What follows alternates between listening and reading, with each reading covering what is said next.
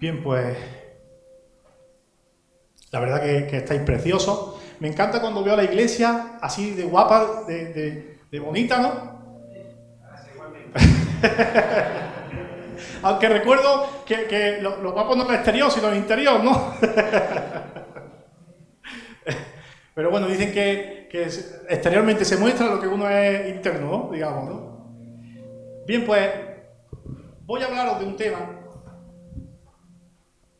que está relacionado con el día en el que hoy estamos conmemorando, ¿no? Que es la resurrección de Cristo. Había un refrán popular que decían en este día de hoy: ¿sabes qué ha pasado? Y respondían: ¡que Cristo ha resucitado! Aunque debemos de celebrar la resurrección de Cristo y la obra de Cristo todos los días, pero hoy un día especial, ¿no? Donde particularmente, pues de una forma especial, conmemoramos la resurrección de Cristo. Y el título del mensaje es: Jesús, tu camino, tu victoria.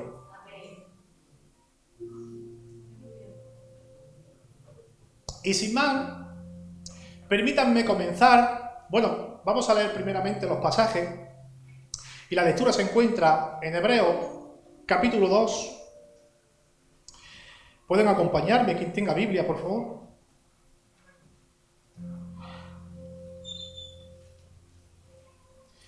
Hebreos, capítulo 2, de los versículos 14 al 17. Y dice la palabra de Dios: así que, por cuanto los hijos participaron de carne y sangre, él también participó de lo mismo, para destruir por medio de la muerte al que tenía el imperio de la muerte, esto es, al diablo, y librar a todos los que por el temor de la muerte estaban durante toda la vida sujetos a servidumbre. Porque ciertamente no socorrió a los ángeles, sino que socorrió a la descendencia de Abraham, o sea, a ti y a mí.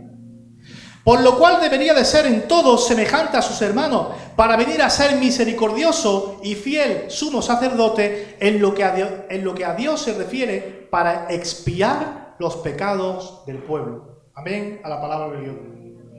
Permítanme comenzar haciendo varias preguntas.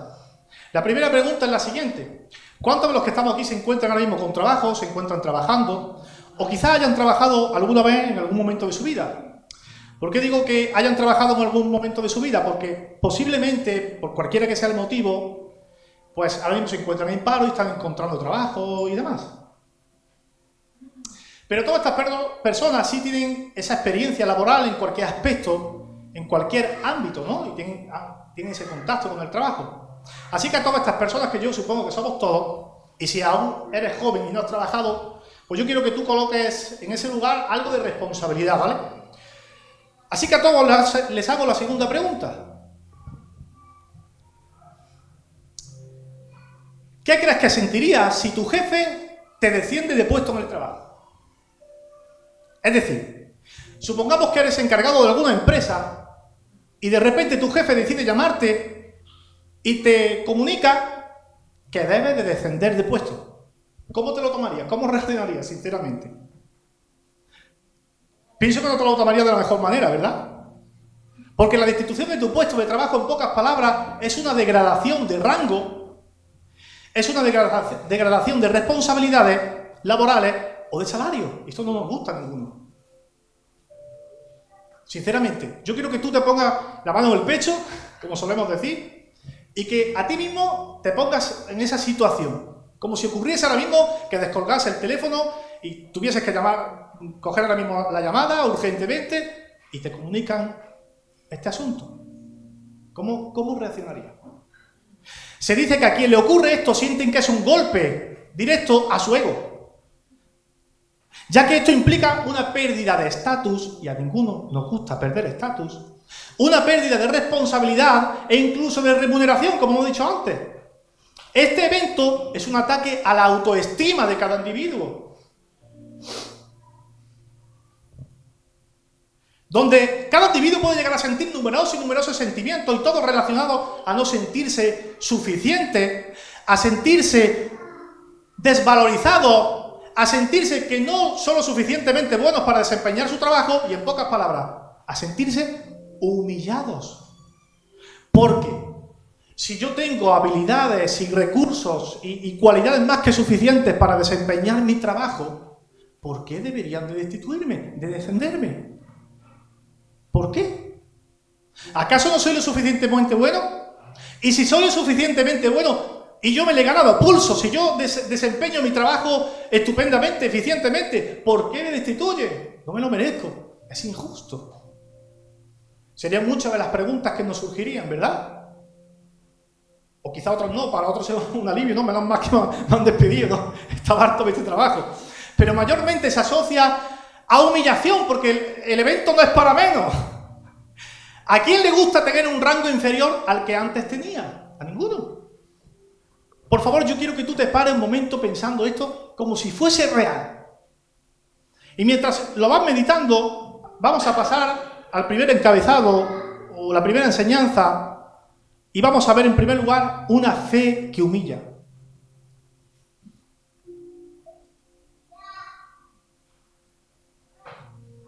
Bien, para ir centrándonos más en el texto en el que vamos a estar predicando, vamos a echarle un breve vistazo a algunos pasajes que preceden al texto que acabamos de leer y que sin ningún tipo de duda nos servirán como de catapulta hacia aquello que el mismo texto nos quiere mostrar o a lo que yo quiero mostrar con el texto, que viene a ser más o menos lo mismo. Porque todo lo que viene diciendo el autor de Hebreos, desde el capítulo 1, verso 1, es un destello de luz, es un arrojo de luz para lo que termina diciendo el autor en los versos que acabamos de leer. Miren, desde el principio de su carta, el autor de Hebreos viene hablando de Jesús principalmente y de la magnificencia de su poder. En los versos 1 y 2 del capítulo 1 nos dice que Dios en la antigüedad nos habló a través de los profetas, pero que ahora nos habla y nos sigue hablando por medio del Hijo, por medio de su Hijo, por medio de Cristo, del cual dice que lo ha hecho heredero de todo y por el cual ha sido creado todas las cosas. En los versos del 3 al 13 dice que Jesús es el resplandor de la gloria de Dios, la imagen exacta de la sustancia del Padre, y el que sustenta el universo con el poder de su misma palabra. Nos dice también que es superior a los ángeles y además comprobamos que Jesús es divino, que Jesús es Dios. Cuando el autor de Hebreos, en los versículos 8 y 9 del capítulo 1, citando a Salmos, afirma que el trono del Hijo, el trono de Jesús es el trono de Dios por el siglo del siglo. Por lo tanto, categóricamente Jesús es Dios.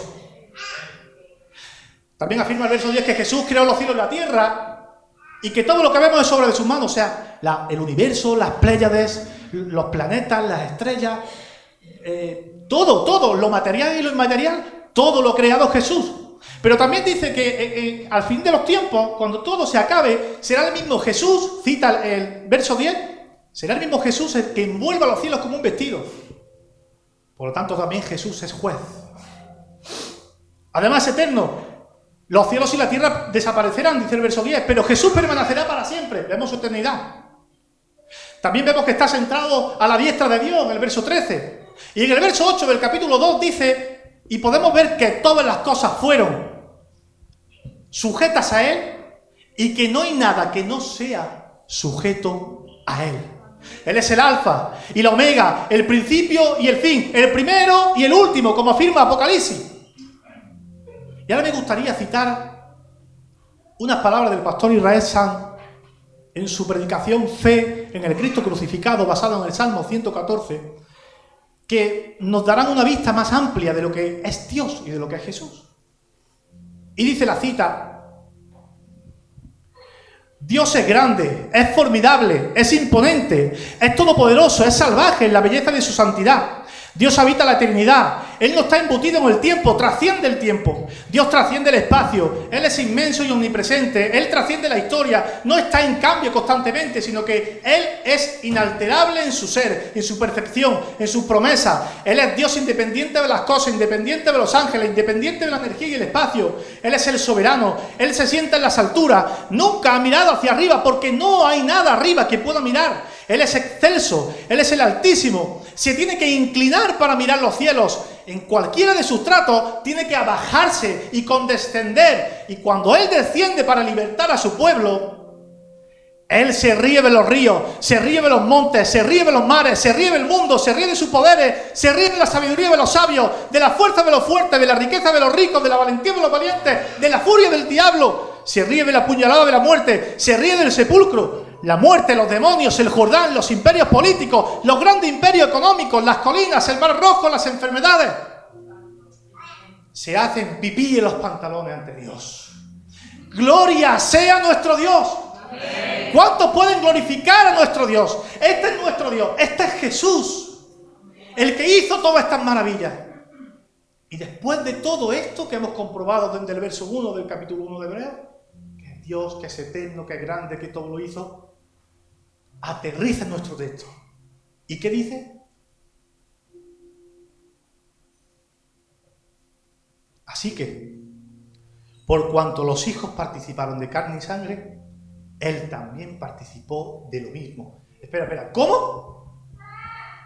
¿Me estás intentando decir que el Dios Todopoderoso que hizo toda esta obra se hizo carne como tú y yo? El Dios que no está sujeto ni embutido al tiempo, que es magnífico, que es excelso, que todo lo que a nosotros nos da miedo o nos amedrantamos, tiemblan ante Él los poderes políticos, los imperios económicos, las enfermedades, que Él es grande, que es todopoderoso, que es inmenso, que no puede mirar arriba porque no hay nada arriba que esté por encima de Él, que Él es santo. ¿Este Dios poderoso se hizo carne como tú y yo? Sí. Exactamente eso. Exactamente eso. El único y sabe Dios, el eterno, el magnífico, se hizo hombre como tú y yo de tal forma que expresa el verso 11 del capítulo 2, que no se avergüenza de llamarnos hermanos. No se avergüenza de llamarnos hermanos. Con esto, mis hermanos, no pretendo que entendamos el misterio de la encarnación, ni que descubra los insondables abismos de sus secretos. Lo que sí pretendo es que te asombre ante Dios, que contemplen la maravilla de su obra, que puedan maravillarte en lo alucinante, en lo asombroso, en lo grandioso de su persona. Él tomó forma de siervo, siendo Dios.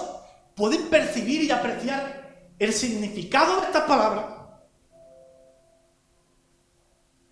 Filipenses capítulo 2, 6 y 8, el cual siendo en forma de Dios no estimó el ser igual a Dios como cosa a la que aferrarse, sino que se despojó a sí mismo tomando forma de siervo, hecho semejante a los hombres, y estando en condición de hombre, se humilló a sí mismo, haciéndose obediente hasta la muerte, y muerte de cruz. No estimó el ser igual a Dios como cosa a la que aferrarse. No estimó su poderío, no estimó su estatus, no estimó su posición. Es decir, renunció a su estatus, a su rango, a su posición. Se humilló hasta lo sumo, siendo Dios. Y con la expresión de se humilló a sí mismo, quiere decir que además de la humillación de la encarnación, se sometió a una humillación aún más todavía, absteniéndose de derechos humanos normales para ser perseguido por pecadores injustamente. Aquellos pecadores que debían de ser ellos los que deberían de ser perseguidos. Pero ¿saben qué es lo peor? ¿Saben qué es lo peor, mis hermanos? Dios, el Todopoderoso, haciéndose hombre, haciéndose carne y en condición de hombre, humillándose hasta lo sumo, y mientras tanto la humanidad, ¿qué? Mientras tanto la mayor parte de la humanidad, nos metamos todos y se salve el que pueda, solamente bájalos una posición en su situación laboral y ya te están gritando indignados a voz en cuello ante tal traumático acontecimiento.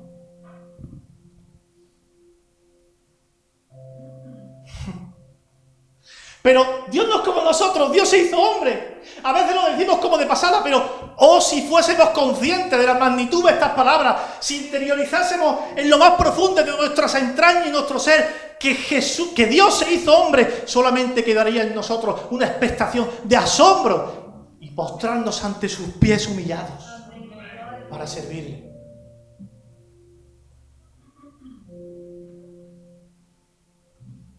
Con todo esto, ¿no le fue suficiente a nuestro Dios a bajarse y someterse a cuerpo de hombre? Tomar forma humana, humillarse hasta lo sumo, sino que se entregó hasta la muerte. Y el hecho de haberse entregado a la muerte dice mucho, mis hermanos. Porque la muerte es pérdida, la muerte es renuncia, sacrificio, humillación, es abstenerse en propios deseos y entregarse hacia aquello que ya tú no puedes controlar por tus propias fuerzas. Humanamente, la muerte es dejarlo todo, es no poder controlar nada con tus propios medios, es el fin de lo posible, humanamente hablando. Cuando hablamos de muerte, hablamos figuradamente de entrega. Es como decir, no deseo otra cosa sino tu voluntad, tus deseos, tus designios, Señor. Miren, puesto de otra forma, para entender un poquito mejor. La vida es lo más valioso que tiene el ser humano. En vida es donde podemos hacer esto, aquello, lo otro.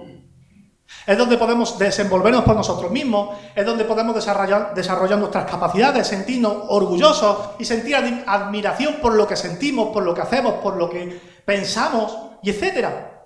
La vida es aquella plataforma que nos proporciona estabilidad y seguridad personal. Es en vida donde podemos desarrollar todo esto. La vida es el éxtasis del ser humano. Y mucho más en los tiempos que corren y que vivimos, ¿no? Donde el materialismo y la búsqueda del placer momentáneo se ha convertido en el primer y principal objetivo de esta sociedad. Solo queremos satisfacer mi deseo de ahora para de aquí a 10 minutos tener otro y satisfacerlo. Pero todo eso se hace en vida. La euforia, la exuberancia, el delirio por buscar el placer personal y momentáneo culmina y tiene su clímax en el frenesí de sentirse vivo, pero con el único motivo y aspiración de dar como una especie de adoración y culto a la vida misma, al yoísmo. En los tiempos en los que vivimos, que es donde solamente se busca todo esto que hemos mencionado, la muerte, y lo que habla figuradamente la muerte, es un ataque nuclear al yo, es una bomba nuclear al yo, al yoísmo, a ese hedonista posmoderno que emana por los poros del hombre natural de cada uno de nosotros, de la vieja criatura de cada uno de nosotros. Es un ataque al yo, a tus propios deseos, a tu satisfacción personal. De esto habla la muerte, de esa entrega, ¿no? A esa renuncia a lo que yo creo que es conveniente para mí. Y esto, mis hermanos, puede ocurrirnos en el Evangelio. Este pensamiento destructor, hedonista, egoísta, se puede filtrar por la rendija de nuestros corazones y de nuestras vidas cristianas y nos está impidiendo avanzar, porque en muchas ocasiones nos falta entrega, nos falta sacrificar aquello que sabemos que nos está impidiendo que avancemos en el Señor. Póngale el nombre que quiera. Personalidad, economía, no sé. Temores, a veces no se lo entregamos al Señor. Incluso como iglesia, ¿no? Como comunidad, corremos el riesgo de ser tan egoístas que solamente pretendamos el bien personal y no el colectivo, que es el mejor. Señor, todas las bendiciones para mí, para mí. Para ese nada, para mí todo. El cielo lo quiero estrenar yo y los que me caigan bien. El cielo es para mí, Señor, me lo merezco. Mi hermano no, mi hermano es muy malo. Bueno, me da igual que sea malo o bueno. Tú bendíceme a mí y a mi hermano... Este pensamiento hedonista, egoísta, del yo se puede filtrar, que es contrario al pensamiento y a lo que habla la muerte, a esa entrega. A veces nos podemos aferrar a las bendiciones o a lo que bajo nuestro criterio son bendiciones. Mira, hubo una frase del pastor en la pasada predicación de este viernes, no, del anterior, que me encantó. Y decía la frase, lo importante no es la bendición, sino el Dios de la bendición. Porque a veces incluso la vida misma se puede convertir en un bien tan preciado que tengamos que entregárselo al Señor, porque es en vida donde nosotros realmente queremos satisfacernos a nosotros mismos y tenemos que dejárselo todo al Señor. Por eso Jesús nos está enseñando eso, a entregarnos. Como bien expresa el mismo texto de Filipenses, haya pues en ustedes este sentir que hubo en Cristo Jesús, el cual siendo en forma de Dios no estimó el ser igual a Dios como cosa a la cual aferrarse, sino que se despojó a sí mismo, tomando condición de hombre. Haya pues este sentir en vosotros, debe de haber ese sentir de entrega, de sacrificio en nosotros. Como habla Pablo también. Porque para mí el vivir es Cristo y el morir, ganancia. Yo pienso que esto es lo que tenía en mente más o menos también nuestro mismo Señor cuando dijo en Juan capítulo 12, versículo 24. De cierto digo, que si el grano de trigo no cae en la tierra y muere, queda solo. Pero si muere, lleva mucho fruto. Lleva mucho fruto. ¿Cuántos de los que estamos aquí queremos llevar fruto para el Señor? ¿Cuántos de los que estamos aquí queremos proporcionar algo para la extensión de su reino? ¿Cuántos queremos trabajar para el Señor? Que el Señor lo utilice. Es momento de entregarte. Es momento de sacrificar hacia eso que tú sabes que te está impidiendo avanzar. Es momento de decirle, Señor, sí, puede ser que esta fe me humille, puede ser que esta fe me humille, pero, Señor, si yo me humillo, yo sé que tú me exaltarás y me pondrás en lugares, es más, tú me has puesto en lugares que yo no merezco. ¿Cuántos de los que estamos aquí el Señor nos ha puesto en lugares que no merecemos? ¿Cuántos de los que estamos aquí se sienten agradecidos porque hemos visto su mano que nos ha dicho, venga, hijo mío, te doy esto aunque no te lo merezcas? Pero todo es condicionado a que te humilles delante de su presencia, a que busques esa exaltación, no en tus fuerzas, no en tus medios, sino en su nombre, en dependencia total del Espíritu Santo. Es el momento de entregarnos. Él se entregó hasta la muerte. Despréndete de todo. Y de esta forma vamos a pasar a la segunda enseñanza. Y vamos a ver, no hay imperio de muerte. Jesús tomó forma de siervo, como hemos leído, pero con un propósito. Dice, volvemos a leer el verso 14, nuestro pasaje. Así que por cuanto los hijos participaron de carne y sangre, él también participó de lo mismo. Aquí está el objetivo. Para destruir por medio de la muerte al que tenía el imperio de la muerte. Esto es al diablo. Jesús se entregó con el propósito y objetivo de derrotar a la muerte, de derrotar al diablo. Porque hasta el momento el diablo tenía el imperio de la muerte asido por el mango. Pero no porque el diablo pudiese matar a su antojo a quien quisiese, no. Sino porque el diablo fue el introductor del pecado. El que introdujo el pecado del género humano. Y es por eso por lo que los hombres morían. Por lo tanto, por esto se dice que el diablo es asesino desde el principio.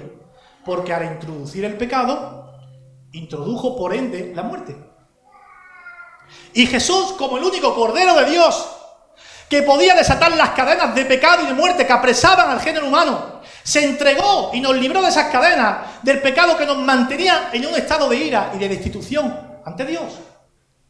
Jesús anduvo el camino que tú tendrías que recorrer y lo hizo por ti. Nos pertenecía a nosotros hacerlo, pero Él se entregó para hacerlo por nosotros. Y yo quiero que tú ahora mismo repitas conmigo, por favor. Jesús derrotó al diablo. Jesús derrotó al diablo. Miren, el diablo ya no tiene más poder ni autoridad sobre ti. El diablo ya no tiene más poder sobre ti, no tiene parte ni suerte sobre ti, porque Jesús lo ha derrotado. La muerte espiritual que te mantenía alejado de su presencia ha sido derrotada, ha sido quitada.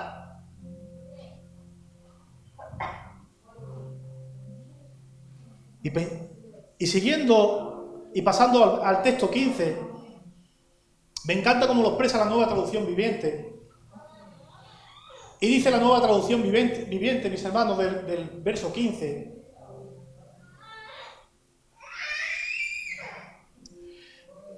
Únicamente, de esa manera, el Hijo podía libertar a todos los que vivían esclavizados por temor a la muerte.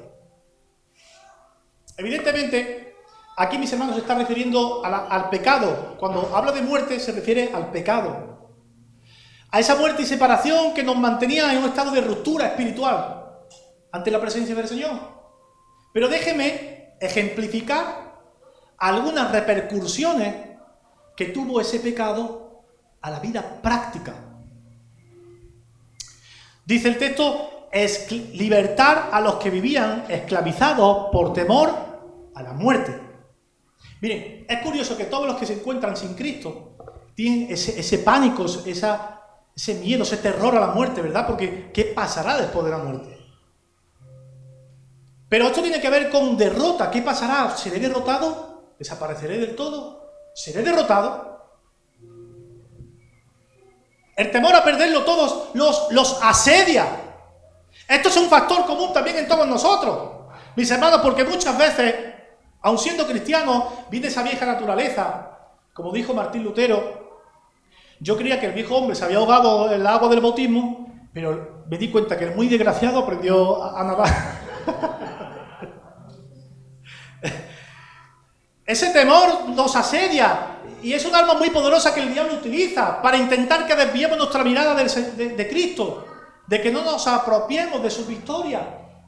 Y déjenme ejemplificarlo con una historia que sin duda nos va a ilustrar muchísimo. La historia se encuentra en Éxodo capítulo 14, de los versos 11 al 14.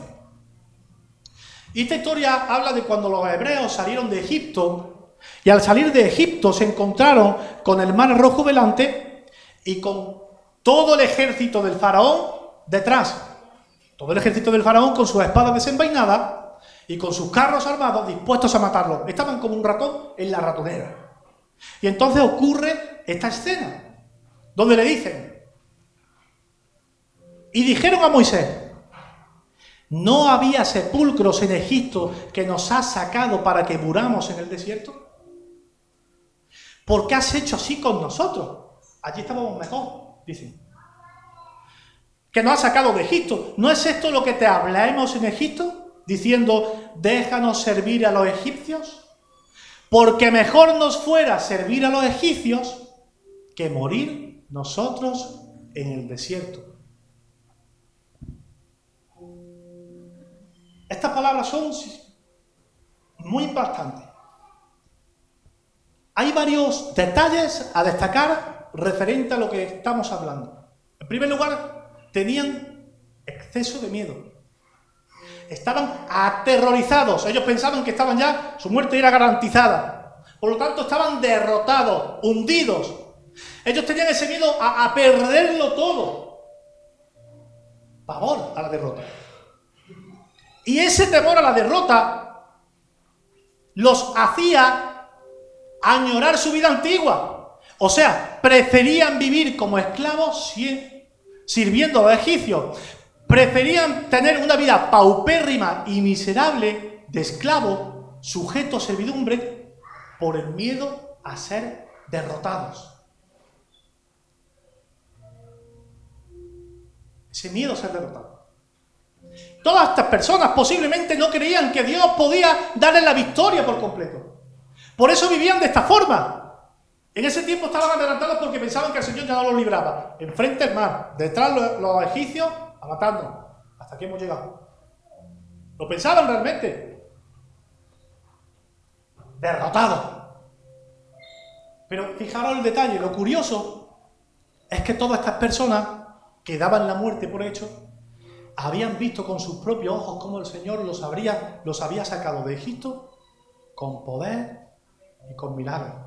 O sea, estos mismos que estaban ya encerrados para ellos, habían presenciado cómo el Señor actuaba poderosamente y milagrosamente, con las 10 plagas. Habían visto su poder. ¿Y saben qué, mis hermanos? Que el hecho de que hayas presenciado el poder de Dios no te garantiza que jamás dudarás de sus propósitos. El hecho de que nosotros hayamos tenido una experiencia con el Señor milagrosa no nos garantiza que jamás, nunca dudaremos qué le ocurrió a esta persona. Porque confiar en el Señor se trata de algo más. Confiar en su victoria se trata de una decisión personal de cada uno, inamovible, de una fe vigorosa y una confianza total en la providencia de Dios, una dependencia del Espíritu Santo, aunque las situaciones parezcan totalmente oscuras. El mar cerrado, el ejército detrás. No te aferres solamente a las experiencias que viviste con el Señor. El Señor hará nuevas. Hará nuevas. Pero quizás posiblemente veas mar cerrado, ejército detrás. Pero el Señor obrará. El Señor obrará. Si la has visto con tus propios ojos, ¿por qué dudas? ¿Por qué dudas? Depende de tu fe, de tu decisión voluntaria. Y decir, Señor, creo a pesar de todo. Y llevado a nuestros días, lo mismo puede ocurrir a nosotros. El miedo a que Dios no sea capaz de darte la victoria por completo te empuja a vivir una vida de servidumbre al pecado, una vida empobrecida, llena de temor. Y cañones, tu vida pasada, ¿qué le pasó? Pues si allí estábamos mejor, en Egipto. Pero si vivías como un esclavo, sujeto a trabajos forzosos, y allí vivías prácticamente como un animal. ¿Cómo cañona tu vida pasada? El temor. El temor. Y en muchas ocasiones el temor a decir nosotros, es que, ¿y si el Señor no me da la victoria? ¿Y si el Señor no me bendice en este asunto? Te hace echar tu vida, tu mirada atrás y decir, pues yo antes disfrutaba al menos de la vida. Pues yo antes disfrutaba de los placeres de la vida. Y no te das cuenta que estabas muerto en tus delitos y pecados, y entonces los pecados se hacen tan sencillos para ti, digamos, que no te parecen malos. Todo lo contrario, bueno. Si quieres sacar a ese Egipto de pecado de tu pecado, a ese Egipto de pecado de tu corazón, es momento de que creas en la victoria del Señor. Aunque el mar esté delante, aunque el ejército esté detrás, sigue confiando en el Señor, porque si no, solamente lo que harás es, yo antes vivía mejor.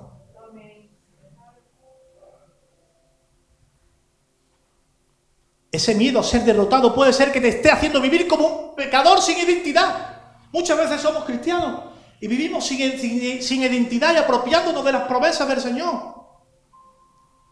Es que las promesas del Señor no se tratan de que las veas, sino que las creas sin verlas. Y se harán. Si es que el Señor ya te ha dado la victoria, ya lo vamos a ver. Esa mirada hacia atrás, donde constantemente estamos recordando nuestra vida antigua y la vieja criatura brilla, pero no por su ausencia, sino por su presencia. Pero a raíz de ese temor, ¿se dan cuenta? A ese temor, a que hemos sido derrotados. Pero ¿saben qué? ¿Qué sigue diciendo el texto de Éxodo? Dice el verso 13 y 14. Y Moisés dijo al pueblo, no temáis, estad firmes y ved la salvación que Jehová hará hoy con vosotros, porque los egipcios que hoy habéis visto, nunca más para siempre los veréis. Jehová peleará por vosotros y vosotros estaréis tranquilos. Y vosotros estaréis tranquilos. Jesús nos ha dado la victoria completa, consumada y eterna. Fue en la cruz del Calvario. Somos más que vencedores por medio de aquel que nos amó y que se entregó por nosotros, dando su vida en propiciación de nuestros pecados, para darnos paz, para darnos salvación, para darnos victoria, para darnos tranquilidad. Y es momento de que te apropies de esa palabra, porque Jesús lo ha hecho por ti. Ten fe en ella, involúcrate, sacrifícate, aunque si es necesario. Jesús ha vencido y nos ha dado la victoria. Dice, peleará por vosotros. Dios pelea por ti tus batallas.